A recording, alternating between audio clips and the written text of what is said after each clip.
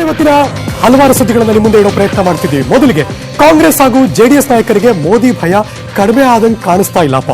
ನಿನ್ನೆ ಸಿಎಂ ಕುಮಾರಸ್ವಾಮಿ ಅವರು ಪ್ರಧಾನಿ ಮೋದಿ ವಿರುದ್ಧ ಚೆನ್ನಾಗಿ ಗುಡುಗಿದ್ರು.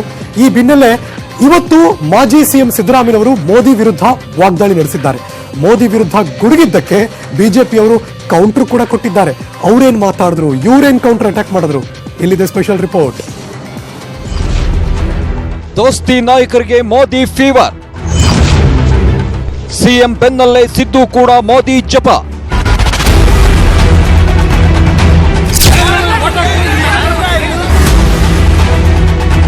ಏನ್ ಕೆಲಸ ಮಾಡೋದಂತ ಗೊತ್ತಾಗ್ತದೆ.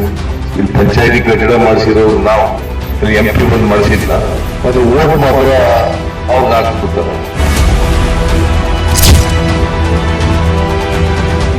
ಕುಂತ್ರು ನಿಂತ್ರು ನಿಂದೇ ಧ್ಯಾನ, ಜೀವಕ್ಕಿಲ್ಲ ಸಮಾಧಾನ.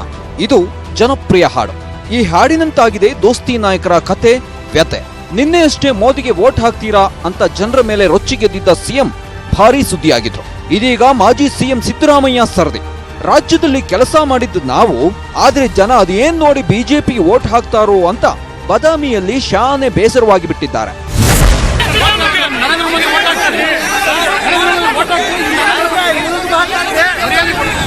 ಏನ್ ಕೆಲಸ ಮಾಡೋದಂತ ಗೊತ್ತಾಗ್ತದೆ. ಇಲ್ಲಿ ಪಂಚಾಯತಿ ಕಟ್ಟಡ ಮಾಡಿಸಿರೋರು ನಾವು, ಇಲ್ಲಿ MP ಬಂದು ಮಾಡಿಸಿಲ್ಲ, ಅದು ಓಟ್ ಮಾತ್ರ ಅವ್ರಿಗೆ ಹಾಕ್ಬಿಡ್ತದೆ. ಅಕ್ಕಿ ಕೊಡೋರು ನಾವು, ಬಟ್ಟೆ ಕೊಡೋರು ನಾವು. ಮೋದಿ ವಿರುದ್ಧ ದೋಸ್ತಿ ನಾಯಕರು ಸಿಡಿಮಿಡಿ ಅಂತಿದ್ರೆ ಬಿಜೆಪಿಯವರು ಇನ್ನು ಸುಮ್ಮನೆ ಕೂತಿಲ್ಲ. ಅವರು ಸಖತ್ ಕೌಂಟರ್ ಕೊಟ್ಟಿದ್ದಾರೆ. ಜನ ಸಮಸ್ಯೆಕ್ಕೆ ಹೇಳಕ್ ಬಂದಾಗ ನೀವು ನನ್ನ ಹತ್ರ ನೀವು ಅವ್ರಿಗೆ ವೋಟ್ ಹಾಕ್ತೀರಿ ಅಂತ ಹೇಳಿದ್ರೆ, ಹಂಗಾದ್ರೆ ಬೋರ್ಡ್ ಹಾಕೊಂಡ್ಬಿಟ್ರಿ, ಯಾರ್ಯಾರು ನರೇಂದ್ರ ಮೋದಿಗೆ ವೋಟ್ ಹಾಕಿದ್ರು ನನ್ನ ಹತ್ರ ಬರಬೇಡಿ. ಈ ನಡುವೆ ಬದಾಮಿಯಲ್ಲಿ ನನಗೆ ಹೆಚ್ಚು ಲೀಡ್ ಬರುತ್ತೆ ಅನ್ಕೊಂಡಿದ್ದೆ, ಆದ್ರೆ ಬರಲಿಲ್ಲ ಅಂದ್ರು ಸಿದ್ದರಾಮಯ್ಯ. ಒಟ್ನಲ್ಲಿ ದೋಸ್ತಿ ನಾಯಕರು ಸಂಸತ್ ಚುನಾವಣೆ ಮುಗಿದ್ರು ಮೋದಿ ವಿರುದ್ಧ ಗುಡುಗೋದನ್ನ ಮಾತ್ರ ನಿಲ್ಲಿಸಲಿಲ್ಲ. ಅದು ಆಪರೇಷನ್ ಕಮಲದ ಭಯ ಇದ್ರೂ ಇರಬಹುದು. Bureau report, news 18 Kannada. ಅದೇನು ಈ ಸರಿ ಲೋಕಸಭಾ ಚುನಾವಣೆ ಮಾತ್ರ ಅಲ್ವಲ್ಲ, ಕಳೆದ ಬಾರಿ ವಿಧಾನಸಭಾ ಚುನಾವಣೆಯಲ್ಲಿ ಕೂಡ ಜನ ಹಂಗೆ ನೋಡಿದ್ರೆ ಮ್ಯಾಂಡೇಟ್ ಕೊಟ್ಟೇ ಬಿಡ್ತಿದ್ರು ಸಿದ್ದರಾಮಯ್ಯನವರೇ. ಬಟ್ ಜನ ಅನ್ಕೊಳ್ಳೋದೇ ಬೇರೆ, ನೀವು ಅನ್ಕೋತಿರೋದೇ ಬೇರೆ. ಈಗಲಾದ್ರೂ ಎಚ್ಚೆತ್ಕೊಳ್ಬೇಕು ಅಂತ ಅನಿಸ್ತಾ ಇದೆ. ಇಲ್ಲಿ ನೋಡಿ, ಚಾಮುಂಡೇಶ್ವರಿ ಕ್ಷೇತ್ರದಲ್ಲಿ ಸೋತ ಮೇಲೆ ಸಿದ್ದರಾಮಯ್ಯನವರು ಬಾದಾಮಿ ಕ್ಷೇತ್ರವನ್ನ ಇನ್ನಷ್ಟು ಭದ್ರ ಮಾಡ್ಕೊಳ್ಳೋದಕ್ಕೆ ಶತಪ್ರಯತ್ನವಂತೂ ಮಾಡ್ತಿದ್ದಾರೆ. 4 ದಿನಗಳು ಬಾಗಲಕೋಟೆ ಜಿಲ್ಲೆ ಪ್ರವಾಸದಲ್ಲಿರುವಂತಹ ಸಿದ್ದರಾಮಯ್ಯನವರು ಅಧಿಕಾರಿಗಳಿಗೆ ಬೆಂಡೆತ್ತಿ ಕೆಲಸ ಮಾಡಿಸ್ತಿದ್ದಾರೆ. ಒಂದ್ ಕಡೆ ಸಿಎಂ ಗ್ರಾಮ ವಾಸ್ತವ್ಯ, ಇನ್ನೊಂದ್ ಕಡೆ ಸಿದ್ದರಾಮಯ್ಯನವರು. ಇಬ್ರು ಒಂದ್ ರೀತಿ ಜಿದ್ದಗ್ ಬಿದ್ದಂಗೆ ಕಾಣಿಸ್ತಾ ಇದೆ. ಇಬ್ರು ಓಡಾಡ್ತಿದ್ದಾರೆ. ಅದ್ರ ಬಗ್ಗೆ ಸ್ಪೆಷಲ್ ರಿಪೋರ್ಟ್ ಇಲ್ಲಿದೆ. ಬಾದಾಮಿ ಗಟ್ಟಿ ಮಾಡಿಕೊಳ್ಳಲು ಸರ್ಕಸ್.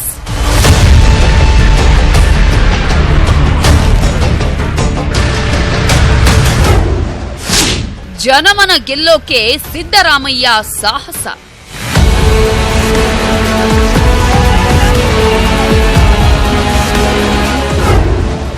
ಕೆಲಸ ಮಾಡುವಂತೆ ಅಧಿಕಾರಿಗಳಿಗೆ ಲೆಫ್ಟ್ ರೈಟ್. ಏನಾದರೂ ಗ್ರಾಮ ಸಭೆಯಲ್ಲಿ ಯಾರಾದರೂ 5 ಪೈಸೆ ತಗೊಂಡಿರುವಂತ ಗೊತ್ತಾದ್ರೆ ನಿಮ್ಮನ್ನು ಬಲಿ ಹಾಕ್ಬಿಡ್ತೀನಿ. ಆಮೇಲೆ ಹುಷಾರ್.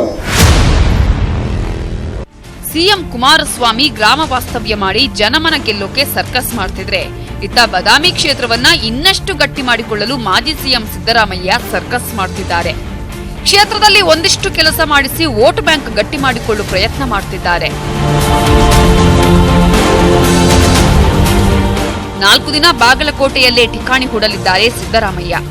ಬಾದಾಮಿಗೆ ಸಾಕಷ್ಟು ಅನುದಾನ ತಂದಿರೋ ಸಿದ್ದರಾಮಯ್ಯ ಇಂದು ಆಲೂರು SK ಗ್ರಾಮದಲ್ಲಿ ವಿವಿಧ ಅಭಿವೃದ್ಧಿ ಕಾಮಗಾರಿಗಳಿಗೆ ಚಾಲನೆ ನೀಡಿದ್ರು.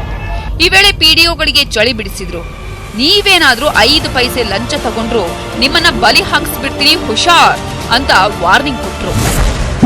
ಏನಾದರೂ ಗ್ರಾಮ ಸಭೆಯಲ್ಲಿ ಪಂಚಾಯತಿ ಮೆಂಬರ್ಗಳು ಹೇಳಿದವರಿಗೆ ಶಿಫಾರಸು ಮಾಡಿದ್ರೆ ನಿಮ್ಮನ್ನು ಬಲಿ ಹಾಕ್ಬಿಡ್ತೀನಿ. ಆಮೇಲೆ ಹುಷಾರ್. ಓನ್ಲಿ ಹೋಗಿ ಇನ್ಸ್ಪೆಕ್ಟ್ ಮಾಡಬೇಕು. ಯಾರು ಮನೆ ಇಲ್ಲ ಬಡವರು ಅವ್ರ ಮನೆಗಳು ಮಾತ್ರ ರೆಕಮೆಂಡ್ ಮಾಡಬೇಕು. ಮನೆ ಕೊಡಿಸೋದು ಅವ್ರ ಎಂಟ್ರಿಗಳು ಕೊಡ್ಸಕ್ಕಲ್ಲ. ಮತ್ತೆ ಯಾರು 5 ಪೈಸೆ ತಗೋಬಾರ್ದು. ಯಾರಿದ್ರು ಯಾರಾದ್ರೂ 5 ಪೈಸೆ ತಗೊಂಡಿರುವಾಗ ಗೊತ್ತಾದ್ರೆ ಕುಡಿಯೋರಿಗೆ ಸಾಕಿಸ್ಬಿಡ್ತೀನಿ ಆಮೇಲೆ ಅವರಿಗೆ.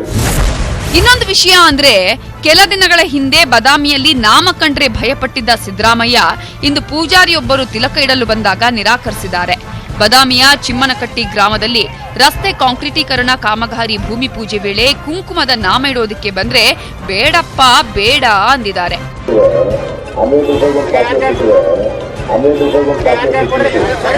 ಹೀಗಾಗಿ ಚಾಮುಂಡೇಶ್ವರಿ ಕ್ಷೇತ್ರ ಸಿದ್ದರಾಮಯ್ಯನವರ ಕೈ ತಪ್ಪಿದೆ. ಮತ್ತೆ ಹಿಡಿತಕ್ಕೆ ಬರೋ ಲಕ್ಷಣವೂ ಕಡಿಮೆ. ಇದೇ ಕಾರಣಕ್ಕೆ ಅನ್ನುವಂತೆ ಸಿದ್ದರಾಮಯ್ಯ ಬದಾಮಿಯಲ್ಲಿ ಸಖತ್ ಓಡಾಡಿ ಕೆಲಸ ಮಾಡಿಸುತ್ತಿದ್ದಾರೆ.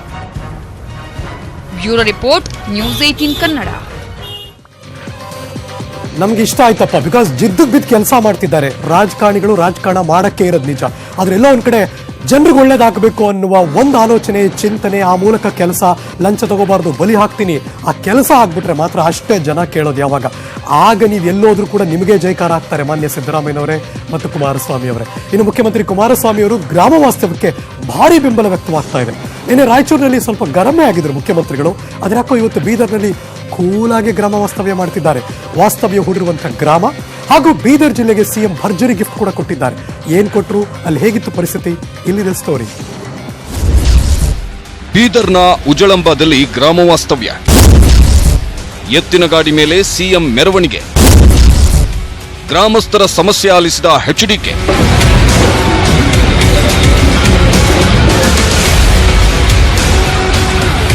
ನಿನ್ನೆ ರಾಯಚೂರಿನ ಕರೆಗುಡ್ಡದಲ್ಲಿ ಗ್ರಾಮ ವಾಸ್ತವ್ಯ ಹೂಡಿದ್ದ ಸಿಎಂ ಕುಮಾರಸ್ವಾಮಿ ಇವತ್ತು ಬೆಳಿಗ್ಗೆ ರಸ್ತೆ ಮಾರ್ಗವಾಗಿ ಬೀದರ್ನ ಉಜಳಂಬ ಗ್ರಾಮಕ್ಕೆ ತೆರಳಿ ವಾಸ್ತವ್ಯ ಹೂಡಿದ್ದಾರೆ. ಗ್ರಾಮಕ್ಕೆ ಆಗಮಿಸಿದ ಕುಮಾರಸ್ವಾಮಿ ಅವರನ್ನು ಜನರು ಅದ್ಧೂರಿಯಾಗಿ ಎತ್ತಿನ ಗಾಡಿಯಲ್ಲಿ ಮೆರವಣಿಗೆ ಮಾಡಿ ಸ್ವಾಗತ ಕೋರಿದ್ರು. ಗ್ರಾಮದಲ್ಲಿನ ಮಠದ ಆನೆ ಸಿಎಂಗೆ ಹಾರ ಹಾಕಿ ಸ್ವಾಗತ ಕೋರಿತು. ಸಿಎಂ ವಾಸ್ತವ್ಯಕ್ಕೆ ಶಾಲೆಯಲ್ಲಿ ಸಕಲ ಸಿದ್ಧತೆ ಮಾಡಲಾಗಿದೆ. ಸುಮಾರು 20,000 ಜನಕ್ಕೆ ಊಟದ ವ್ಯವಸ್ಥೆ ಮಾಡಲಾಗಿದೆ. ಮೊದಲು ಸಿಎಂ ಮನೆಯ ಮೇಲ್ಛಾವಣಿ ಕುಸಿದು 6 ಮಂದಿ ಮೃತಪಟ್ಟಿದ್ದ ಕುಟುಂಬಕ್ಕೆ ಸಾಂತ್ವನ ಹೇಳಿದ್ರು. ಮೃತರ ಕುಟುಂಬಕ್ಕೆ ತಲಾ 4 ಲಕ್ಷ ರೂಪಾಯಿ ಚೆಕ್ ನೀಡಿದ್ರು.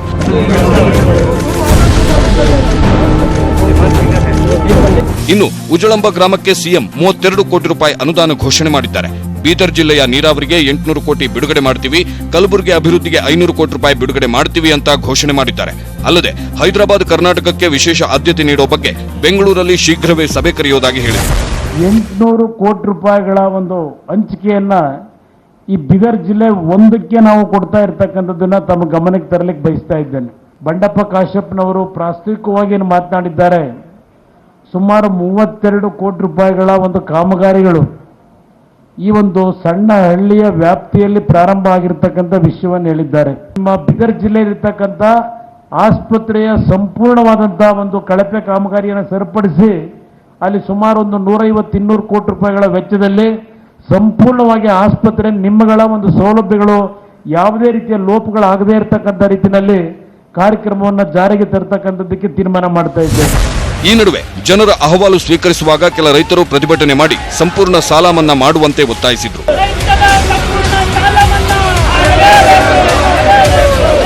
ಕಾರ್ಯಕ್ರಮದ ವೇದಿಕೆ ಮೇಲೆ ಸಚಿವ ಬಂಡೆಪ್ಪ ಕಾಶೆಂಪೂರ್ ಎಡವಟ್ಟೊಂದನ್ನ ಮಾಡಿಬಿಟ್ರು. ಅಜಯ್ ಸಿಂಗ್ ಹೆಸರನ್ನು ಹೇಳೋ ಬದಲು ಮಾಜಿ ಸಿಎಂ ದಿವಂಗತ ಧರ್ಮಸಿಂಗ್ ಹೆಸರು ಹೇಳಿ ನಗೆಪಾಟಲಿಗೀಡಾದರು. ಈ ನಡುವೆ ನಿನ್ನೆ ಎಚ್ಡಿಕೆ ವಿರುದ್ಧ ಬಿಜೆಪಿ ಕಾರ್ಯಕರ್ತರು ಪ್ರತಿಭಟನೆ ನಡೆಸಿದ್ದಕ್ಕೆ ದೇವೇಗೌಡರು ಗರಂ ಆಗಿದ್ದಾರೆ. ಸಿಎಂ ಮುಖಕ್ಕೆ ಮಸಿ ಬಳಿಬೇಕು ಅಂದ್ಕೊಂಡಿದ್ದೀರಾ ಅಂತ ಜಿಲ್ಲಾ ಉಸ್ತುವಾರಿ ಸಚಿವರ ವಿರುದ್ಧವೇ ಗುಡುಗಿದ್ರು. ಸಿಎಂ ಗ್ರಾಮ ವಾಸ್ತವ್ಯದ ಲಾಭ ಪಡೆಯೋಕೆ ಶಾಸಕರು ಮುಂದಾಗಿದ್ದಾರೆ. ನಮ್ಮ ಕ್ಷೇತ್ರಕ್ಕೆ ಬನ್ನಿ ಎಂದು ಸಿಎಂಗೆ ದುಂಬಾಲು ಬೀಳುತ್ತಿದ್ದಾರೆ. ಯಾಕಂದ್ರೆ ಒಂದಿಷ್ಟು ಅನುದಾನವನ್ನಾದ್ರೂ ಕೊಡ್ತಾರೆ ಎಂಬ ಪಾಲಿಟಿಕ್ಸ್ ಇದರಲ್ಲಿದೆ. ಇನ್ನೊಂದು ವಿಷಯ ಏನಂದ್ರೆ ಸಿಎಂ ಗ್ರಾಮ ವಾಸ್ತವ್ಯ ನೋಡಿ ಸಚಿವ ರೇವಣ್ಣ ಕೂಡ ಗ್ರಾಮ ವಾಸ್ತವ್ಯ ಶುರು ಮಾಡೋಕೆ ರೆಡಿಯಾಗಿದ್ದಾರೆ. Bureau report, news 18 Kannada. ಗ್ರಾಮ ವಾಸ್ತವ್ಯ ಆಗ್ಲಿ, ಬೇಡ ಅಂದವ್ರು ಯಾರು? ಆದ್ರೆ ಆ ಜನಕ್ಕೆ ಒಳಿತಾಗಬೇಕು. ಘೋಷಣೆ ಬರೀ ಘೋಷಣೆಯಾಗಿ ಮಾತ್ರ ಉಳಿಬಾರ್ದು, ಕಾರ್ಯಗತ ಆಗಬೇಕು. ಜನಕ್ಕೊಂದು ಒಳ್ಳೆ ಕೆಲಸ ಆದ್ರೆ ಮುಂದೆ ಅವ್ರು ಇರ್ಲಿ ಬಿಡ್ಲಿ, ಪಕ್ಷ ಇರ್ಲಿ ಬಿಡ್ಲಿ, ಜನ ಜೈಕಾರ ಹಾಕೇ ಹಾಕ್ತಾರೆ. ಮೀಸಲಾತಿ ವಿಚಾರಕ್ಕೆ ತಮ್ಮ ವಿರುದ್ಧ ಗುಡುಗಿದ್ದ ವಾಲ್ಮೀಕಿ ಶ್ರೀಗಳಿಗೆ ಸಿಎಂ ಕುಮಾರಸ್ವಾಮಿ ಅವರು ಟಾಂಗ್ ಕೊಟ್ಟಿದ್ದಾರೆ. ಈ ನಡುವೆ ಒಕ್ಕಲಿಗ ಸಮುದಾಯವೇ ವಾಲ್ಮೀಕಿ ಜನಾಂಗದ ವಿರುದ್ಧ ಸಿಡಿದೆದ್ದಿದೆ. ವಾಲ್ಮೀಕಿ ವರ್ಸಸ್ ಒಕ್ಕಲಿಗ ಅನ್ನೋ ಹಾಗಾಗೋಗಿದೆ. ಒಕ್ಕಲಿಗ ವರ್ಸಸ್ ವಾಲ್ಮೀಕಿ ಮತ್ತಷ್ಟು ಜೋರಾಯಿತು ಜಾತಿ ಜಗಳ. ವಾಲ್ಮೀಕಿ ಶ್ರೀಗಳಿಗೆ ಸಿಎಂ ಟಾಂಗ್. ಎಸ್ಟಿ ಸಮುದಾಯಕ್ಕೆ 7.5% ಮೀಸಲಾತಿ ನೀಡಬೇಕು ಅಂತ ಸಿಎಂ ಕುಮಾರಸ್ವಾಮಿ ವಿರುದ್ಧ ವಾಲ್ಮೀಕಿ ಶ್ರೀಗಳು ಹರಿಹಾಯ್ದಿದ್ದಕ್ಕೆ ಒಕ್ಕಲಿಗ ಸಮುದಾಯದ ಕೆಲ ಮುಖಂಡರು ರೊಚ್ಚಿಗೆದ್ದಿದ್ದಾರೆ. ಖುದ್ದು ಸಿಎಂ ಕುಮಾರಸ್ವಾಮಿ ಶ್ರೀಗಳ ಹೇಳಿಕೆಗೆ ಟಾಂಗ್ ಕೊಟ್ಟಿದ್ದಾರೆ. ತುಂಬಾ ಜನಕ್ಕೆ ಸರ್ಕಾರ ಬೀಳ್ಸೋ ಆಸೆ ಇದೆ ಅಂತ ವಾಲ್ಮೀಕಿ ಸಮುದಾಯದ ಮುಖಂಡ ಶಿವನಗೌಡ ನಾಯ್ಕ್ ವಿರುದ್ಧವೂ ಹರಿಹಾಯ್ದಿದ್ದಾರೆ. ನಮ್ಮ ಶಾಸಕರು ಪಕ್ಷಾತೀತವಾಗಿ ರಾಜೀನಾಮೆ ಕೊಟ್ಟರೆ ಕುಮಾರಸ್ವಾಮಿ ರಾಜೀನಾಮೆ ಕೇಳ್ತಾನೆ, ಕುಮಾರಸ್ವಾಮಿ ಎಲ್ಲ ಅವ್ರ ಅಪ್ಪರನ್ನ ಕೇಳ್ತಾನೆ. ಸರ್, ಈಗ ವಾಲ್ಮೀಕಿ ನಾಯಕರ ಡೆಡ್ ಲೈನ್ ಕೊಟ್ಟಿದ್ದಾರೆ ಸರ್ ಮೊನ್ನೆ ಬೆಂಗಳೂರಲ್ಲಿ. ಇಲ್ಲ ಅವೆಲ್ಲ ಕಾನೂನಲ್ಲಿ ನಾನು ರಸ್ತೆನಲ್ಲಿ ಇದಕ್ಕೆಲ್ಲ ಉತ್ತರ ಕೊಡ್ಲಿಕ್ಕೆ ಆಗೋದಿಲ್ಲ. ಅಲ್ಲ ಸರ್, ಒಂದೇ ನಿಮಿಷ ಸ್ವಾಮೀಜಿ ಅವರು ಇಲ್ಲವೆಲ್ಲ ಮಾತಾಡ್ತಾರೆ, ಸರ್ಕಾರ ಬಹಳ ಜನ ಕೆಡುತ್ತಾರೆ. ಬನ್ನಿ. ಇನ್ನು ಪ್ರಸನ್ನಾನಂದ ಸ್ವಾಮೀಜಿ ಹದ್ದು ಮೀರಿ ಮಾತನಾಡಿದ್ದಾರೆ. ಅವರು ಕ್ಷಮೆ ಕೇಳಬೇಕು ಅಂತ ತುಮಕೂರಲ್ಲಿ ಒಕ್ಕಲಿಗರ ಮುಖಂಡರು ಆಗ್ರಹಿಸಿದ್ದಾರೆ. ಎಚ್.ಡಿ. ದೇವೇಗೌಡರ ಬಗ್ಗೆ ಅವಹೇಳನಕಾರಿಯಾಗಿ ಮಾತನಾಡಿರೋದನ್ನ ನಾವು ಖಂಡಿಸ್ತೀವಿ. ಹಾಗೆ ಕುಮಾರಸ್ವಾಮಿ ಅವರನ್ನ ಅವಹೇಳನಕಾರಿಯಾಗಿ ಅವರು ಮಾತಾಡಿದ್ದಾರೆ. ಇದು ದೊಡ್ಡ ಸಮಾಜ, ಈ ಸಮಾಜಕ್ಕೆ ಅವಮಾನ ಆಗಿದೆ. ಸ್ವಾಮೀಜಿಯವರು ಏನು ಅವಹೇಳನಕಾರಿಯಾಗಿ ಮಾತನಾಡಿದರೆ ಅದನ್ನು ವಾಪಸ್ ತಗೋಬೇಕು. ಮೀಸಲಾತಿ ಸಂಬಂಧ ಕೇವಲ ಬಿಜೆಪಿ ಅಷ್ಟೇ ಅಲ್ಲ, ಕಾಂಗ್ರೆಸ್ನ ವಾಲ್ಮೀಕಿ ಸಮುದಾಯದ ಮುಖಂಡರು, ಶಾಸಕರು, ಮಂತ್ರಿಗಳು ಶ್ರೀಗಳ ಬೆಂಬಲಕ್ಕೆ ನಿಂತಿದ್ದಾರೆ. ಹೀಗಾಗಿ ಸಿಎಂಗೆ ಆತಂಕ ಹೆಚ್ಚಾಗಿದೆ. Bureau report, news 18 Kannada. ಹೇಳಿದ್ರು. ಅದಾದ್ಮೇಲೆ ನೋಡಿ, ಕಾಂಗ್ರೆಸ್ ವಲಯದಲ್ಲಂತೂ ಭಾರೀ ಚರ್ಚೆಗಳು ನಡೆದು ಹೋದವು. ಅದಾದ್ಮೇಲೆ ನಿನ್ನೆ ಕೆ.ಸಿ. ವೇಣುಗೋಪಾಲ್ ನೇತೃತ್ವದ ಒಂದು ಸಭೆ ನಡೀತು. ಆ ಸಭೆಯಲ್ಲೂ ಕೂಡ ಸಿದ್ದರಾಮಯ್ಯನವರು ಇದೇ ಹೇಳಿಕೆ ಬಗ್ಗೆ ಪ್ರಸ್ತಾಪ ಮಾಡಿ ದೂರು ಕೊಟ್ಟಿದ್ದಾರೆ ಅನ್ನೋ ಮಾತುಗಳು ಕೇಳಿ ಬರ್ತಾ ಇದೆ. ಅಷ್ಟೇ ಅಲ್ಲ, ಗೌಡರ ಹೇಳಿಕೆಯನ್ನ ನಿರ್ಲಕ್ಷಿಸುವಂತಿಲ್ಲ ಅಂತ ಸಿದ್ದರಾಮಯ್ಯನವರು ಹೇಳಿಕೆ ಕೊಟ್ಟಿದ್ದಾರೆ. ಇದಕ್ಕೆ ಪ್ರತಿಕ್ರಿಯಿಸಿರುವಂತಹ ವೇಣುಗೋಪಾಲ್ ಅವರು ಮುಂಬರುವ ಚುನಾವಣೆಯನ್ನ ದೃಷ್ಟಿಯಲ್ಲಿಟ್ಟುಕೊಂಡು ಪಕ್ಷ ಸಂಘಟನೆ ಮಾಡಿ ಅಂತ ಸೂಚನೆ ಕೊಟ್ಟಿದ್ದಾರಂತೆ. ಇನ್ನು ಮಧ್ಯಂತರ ಚುನಾವಣೆ ಬರುತ್ತೆ ಎಂದಿದ್ದ ದೇವೇಗೌಡರ ಹೇಳಿಕೆಗೆ ಪ್ರತಿಕ್ರಿಯೆ ಕೊಟ್ಟಿರುವಂತಹ ಸಿದ್ದರಾಮಯ್ಯನವರು ಚುನಾವಣೆ ಬಗ್ಗೆ ಭವಿಷ್ಯ ನುಡಿಯುವಷ್ಟು ದಿವ್ಯ ಜ್ಞಾನ ನನಗಿಲ್ಲ ಅಂತ ದೇವೇಗೌಡರಿಗೆ ಈ ಮೂಲಕ ಟಾಂಗ್ ಕೊಟ್ಟಿದ್ದಾರೆ. ಆಗತ್ತೆ ಅನ್ನೋದ್ರ ಬಗ್ಗೆ ಯಾವ ಸಮಸ್ಯೆ ಇಲ್ಲ. ಏಕೆಂದರೆ 5 ವರ್ಷ ಸರ್ಕಾರ ಬೆಂಬಲ ಕೊಡ್ತೀವಿ ಅಂತ ಹೇಳಿದ ಮೇಲೆ ನಡೀತಾ ನಡವಳಿಕೆಗಳೆಲ್ಲ ಜನ ವಾಚ್ ಮಾಡುತ್ತೆ. ಸಾಕಷ್ಟು ನಮ್ಮ ಜನಕ್ಕೆ ತಿಳುವಳಿಕೆ ಇದೆ. ಇಲ್ಲ, ನನಗೆ ಗೊತ್ತಿಲ್ಲಪ್ಪ, ಕೆಲವರಿಗೆ ದಿವ್ಯ ಜ್ಞಾನಗಳಿರ್ತವೆ. ನನಗೆ ಗೊತ್ತಿರೋ ಮಟ್ಟಿಗೆ ಯಾವುದೇ ಚುನಾವಣೆ ಬರಲ್ಲ. ಇಲ್ಲ, ನನಗೆ ಗೊತ್ತಿಲ್ಲಪ್ಪ, ಕೆಲವರಿಗೆ ದಿವ್ಯ ಜ್ಞಾನಗಳಿರ್ತವೆ. ನನಗೆ ಗೊತ್ತಿರೋ ಮಟ್ಟಿಗೆ ಯಾವುದೇ ಅವ್ರದೇ ಶೈಲಿಯ ಸ್ಮಾರ್ಟ್ ಆನ್ಸರ್ ಅದು. ಮುಂದಿನ ತಿಂಗಳು ಸಿದ್ದರಾಮಯ್ಯನವರು ಅಹಿಂದ ಸಮಾವೇಶ ನಡೆಸ್ತಾರೆ ಅನ್ನೋ ವಿಚಾರವನ್ನ ಸಂಬಂಧಪಟ್ಟಂತೆ ಸಿದ್ದರಾಮಯ್ಯನವರು ಈಗ ಸ್ಪಷ್ಟನೆ ಕೊಟ್ಟಿದ್ದಾರೆ. ನಾನು ಯಾವ ಸಮಾವೇಶ ಸಂಘಟನೆಯನ್ನು ಮಾಡ್ತಿಲ್ಲ ಅಂದ್ರು. ಅಹಿಂದ ಸಮಾವೇಶದ ಬಗ್ಗೆ ಸಿದ್ದರಾಮಯ್ಯನವರು ಪಕ್ಷದ ವೇದಿಕೆಯಲ್ಲಿ ಚರ್ಚಿಸಿಲ್ಲ ಅಂತ ಡಿಸಿಎಂ ಪರಮೇಶ್ವರ್ ಹೇಳಿಕೆ ಕೊಟ್ಟಿದ್ದಾರೆ. ಸಿದ್ದರಾಮಯ್ಯನವರು ಈ ಸ್ಪಷ್ಟನೆ ಕೂಡ ಕೊಟ್ಟಿದ್ದಾರೆ.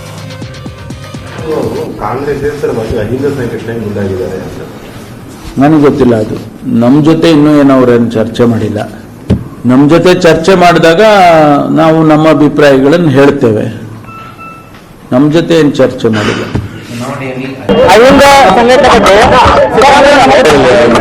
ಯಾವುದು ಮಾಡ್ತಾ ಇಲ್ಲ. ಇನ್ನು ಕರ್ನಾಟಕ ಬಿಜೆಪಿ ಗೆದ್ದಿರೋದು ಮೋದಿಯಿಂದ ಅಂತ ಬಿಜೆಪಿ ಸಂಸದರಿಗೆ ಚಕ್ರವರ್ತಿ ಸೂಲಿಬೆಲೆ ಟಾಂಗ್ ಕೊಟ್ಟಿದ್ದಾರೆ. ಗೆದ್ದವರೆಲ್ಲ ಮೋದಿ ಮತಭಿಕ್ಷೆಯ ಫಲಾನುಭವಿಗಳೇ ಅಂತ ಚಕ್ರವರ್ತಿ ಸೂಲಿಬೆಲೆ ಪೋಸ್ಟ್ ಹಾಕಿದ್ದಾರೆ. ಚಕ್ರವರ್ತಿ ಸೂಲಿಬೆಲೆ ಪೋಸ್ಟ್ಗೆ ಸಂಸದೆ ಶೋಭಾ ಕರಂದ್ಲಾಜೆ ಪ್ರತಿಕ್ರಿಯೆ ಕೊಟ್ಟಿದ್ದಾರೆ. ಕಳೆದ ಬಾರಿ ಮೋದಿ ಸರ್ಕಾರ ಹೆಚ್ಚು ಕೆಲಸ ಮಾಡಿದೆ, ಹೆಚ್ಚು ಕೆಲಸ ಮಾಡಿರೋದ್ರಿಂದ ಬಿಜೆಪಿಗೆ ಹೆಚ್ಚು ಸೀಟ್ ಬಂದಿದೆ ಅಂತ ಹೇಳಿಕೆ ಕೊಟ್ಟಿದ್ದಾರೆ.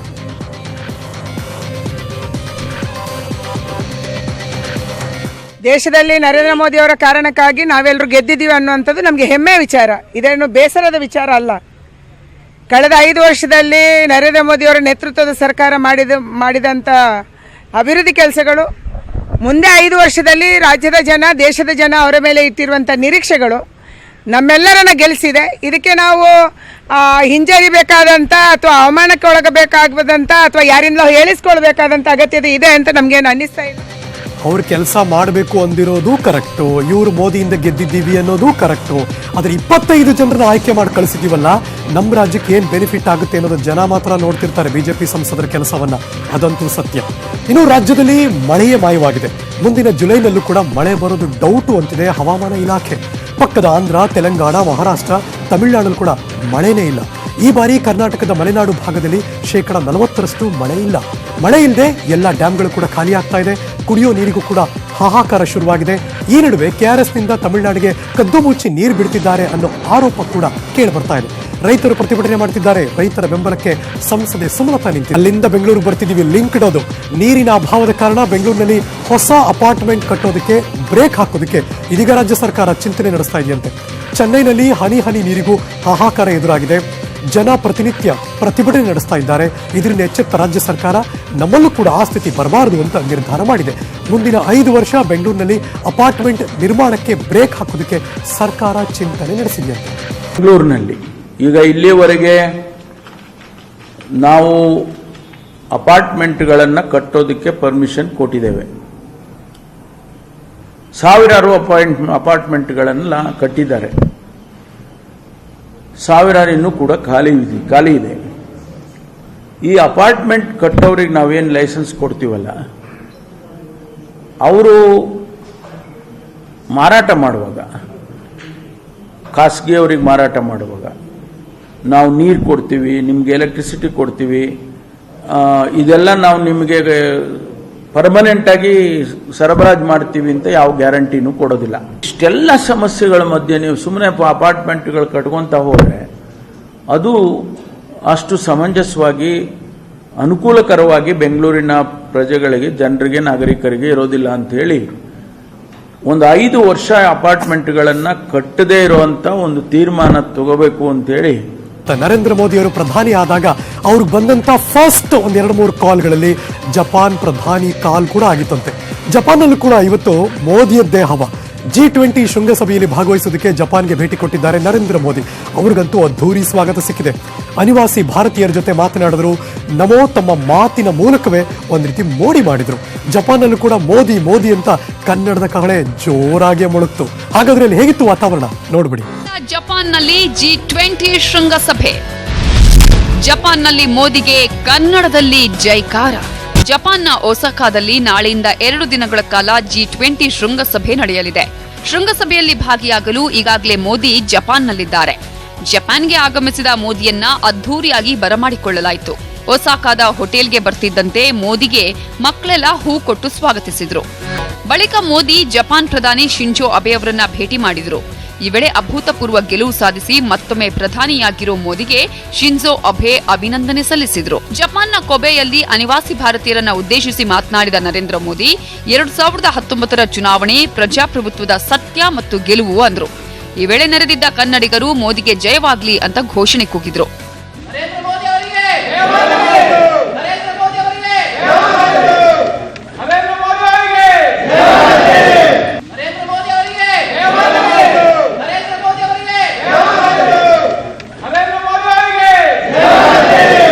लेकिन पूर्ण बहुमत वाली सरकार में भी पहले से अधिक जनमत जब जुड़ता है, सबका साथ, सबका विकास, और उसमें लोगों ने अमृत मिलाया, सबका विश्वास, इसी मंत्र पर हम चल रहे हैं. वो भारत पर दुनिया के विश्वास को भी और मजबूत करेगा और विश्व को आश्वस्त करेगा. इनके मूल में आत्मीयता है, सद्भावना है, एक दूसरे की संस्कृति और सभ्यता के लिए सम्मान है. इन रिश्तों की एक कड़ी महात्मा गांधी जी से भी जुड़ती है. ಜಪಾನ್ನಲ್ಲೂ ಮೋದಿ ತಮ್ಮ ಮಾತಿನ ಮೂಲಕ ಮೋಡಿ ಮಾಡಿದ್ದು ನಾಳಿನ ಶೃಂಗಸಭೆಯಲ್ಲಿ ಮೋದಿ ಟ್ರಂಪ್ ಭೇಟಿಯಾಗಲಿದ್ದಾರೆ. ಅಮೆರಿಕದ ಸರಕುಗಳಿಗೆ ಭಾರತ ಹೇರಿರೋ ಹೆಚ್ಚಿನ ಸುಂಕದ ನಿರ್ಧಾರವನ್ನ ವಾಪಸ್ ಪಡೆಯಬೇಕೆಂದು ಟ್ರಂಪ್ ಒತ್ತಾಯ ಮಾಡೋ ಸಾಧ್ಯತೆ ಇದೆ. Bureau report, news 18 Kannada.